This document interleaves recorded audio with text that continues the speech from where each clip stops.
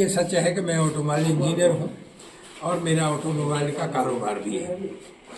लेकिन मैं प्रारंभ में हिस्टोरिकल बैकग्राउंड पर लिखता हूँ।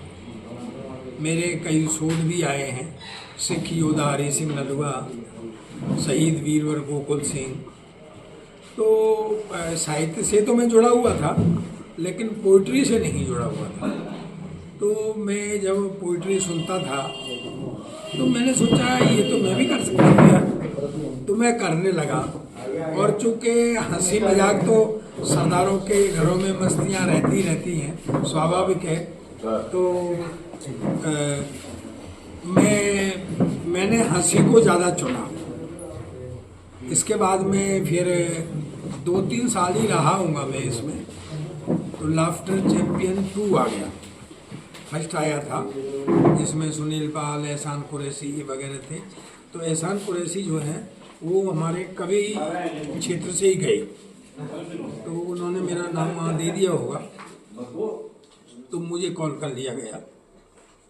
फिर लाफ्टर तो देखा ही लोगों ने, काफ़ी फेमस हुआ था, तो मैं वहाँ चैंपियन बना।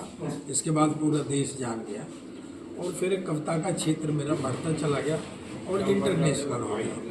मैंने 62 देशों की यात्रा की कविता के लिए। और अभी 1 महीने पहले कीनिया से होकर के आया हूँ, तो थोड़ा अस्वस्थ भी हो गया था। तो कविता ने दिया मुझे बहुत कुछ, लेकिन सच्चाई ये है कि कविता जो है एक संदेश लेकर के जाती है और हजारों लोग बैठ करके सुन रहे होते हैं, और कविता द्वारा दिया गया मैसेज लोगों को गले भी उतरता है और उनको अच्छा भी लगता है।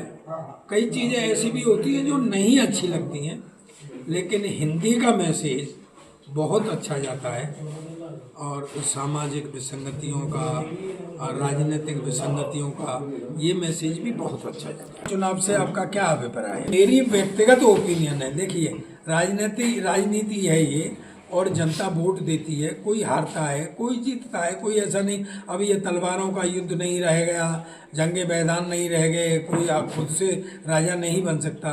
ये तो पब्लिक के ऊपर है, कोई हारता है, कोई जीतता है, कोई बात नहीं है।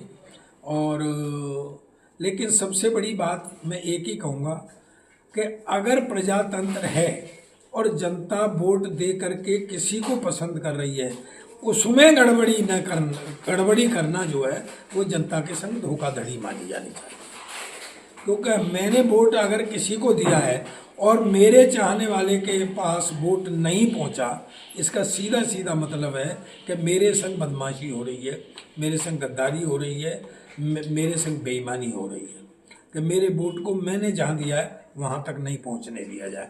रही इन 2 चुनावों की बात, तो मेरी व्यक्तिगत जो ओपिनियन है वो ये है कि सही उल्टा हो गया है। हरियाणा में हम सोच रहे थे कांग्रेस की सरकार आएगी, तो वहाँ भाजपा की आ गई। और सोच रहे थे कि जम्मू कश्मीर में भाजपा की बनेगी, तो वहाँ फ्रंट की और कांग्रेस की बन गई।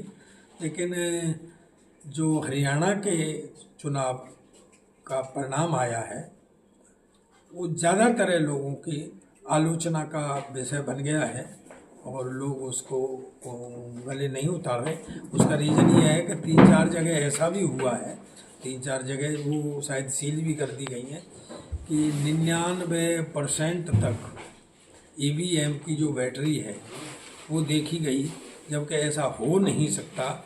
अगर सुबह हम चार्ज कर लेते हैं मोबाइल को, शाम को अगर हम देखते हैं तो 100% किसी भी तरीके से नहीं रह सकती है। तो ये चीज़ें आलोचना का बात। अब तो ये जांच का विषय है, क्या होता है। मैं किसी निर्णय पर नहीं पहुंच रहा हूं, लेकिन वो आलोचना का विषय बन गया है। और सर, हमारा बहुत ही गंभीर विषय है बच्चों का आत्महत्या करना। उसके 2 कारण हैं। बच्चे अवसाद में चले जाते हैं। बच्चों से एक तो मैं उनके अभिभावकों से कहना चाहूँगा कि बच्चों पर अपनी सोच न थोपें। होता क्या है कि बच्चों से हम उम्मीद लगा लेते हैं कि हमारा बच्चा ऐसा करेगा, और बच्चा अगर नहीं कर पाता है तो सबसे बड़ी मुश्किल ये होती है कि हम उससे वो करने के लिए कहते हैं और वो अवसाद में आ जाता है। अवसाद में आने के बाद बच्चा आत्महत्या की ओर बढ़ जाता है। तो मैं तो एक तो अभिभावकों से ये कहना चाहूँगा कि जो बच्चा स्वाभाविक तौर पे जितना कर रहा है उसको करने दें, उस पर दबाव न बनाएं, उसको अवसाद की ओर न ले जाएं। और मैं बच्चों से भी यही कहना चाहूँगा, जीवन बहुत बड़ा है। ऐसा नहीं है कि तुम एक बार में कहीं फेल हो गए तो दोबारा आप नहीं सफल हो पाएंगे। बहुत सारे उदाहरण ऐसे हैं।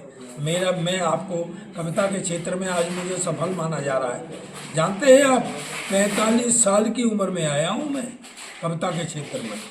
तो सफलता का कोई मापदंड नहीं है किस उम्र में मिल जाएगी, कितने अटेम्प्ट में मिल जाएगी आपको। आप कभी भी आत्महत्या की ओर न जाना। जीवन बहुत बहुमूल्य है। फिर से करिए, फिर प्रयास करिए। इसमें सफल नहीं हो रहे तो कोई दूसरे उसमें प्रयास करिए। जीवन बहुत बहुमूल्य है बेटे, बार बार नहीं मिलता। कभी अवसाद में आकर के आत्महत्या की ओर मत जा। मैं मुझे जीत ही लिया, मैं झूठ नहीं करता। मैं प्रणाम करता हूँ मडाना वालों को, जो आपका स्नेह मुझे मिला है। मुझे देखिए, ये सच्चाई बोल रहा हूँ मैं। हम महानगरों में जाते हैं, हजारों लोग हमको सुनते हैं, बहुत पैसा देते हैं, हमें बहुत फैसिलिटियाँ देते हैं, लेकिन सच्चा प्यार जो मडाना वालों ने मुझे दिया है, मंडाना वालों ने, मैं सच कह रहा हूँ, ये जीवन भर मुझे याद रहेगा। और प्यार से बड़ी चीज़ इस विश्व में, इस ब्रह्मांड में तो कोई नहीं है। और मेरे पास बैठी हैं सरपंच साहिबा, मैं आपका बहुत बड़ा शुक्रगुजार हूँ। आपने मुझे स्नेह दिया और मैंने ये भी देखा कि यार, जनता के प्रतिनिधि ऐसे ही होने चाहिए जिनको जनता प्यार करती हो। तो मैं तो मंडाना की जनता को बहुत धन्यवाद देता हूँ कि ऐसे बढ़िया सरपंच उन्होंने चुने, ऐसे अपने सच्चे प्रतिनिधि उन्होंने चुने। बहुत बहुत धन्यवाद मंडाना।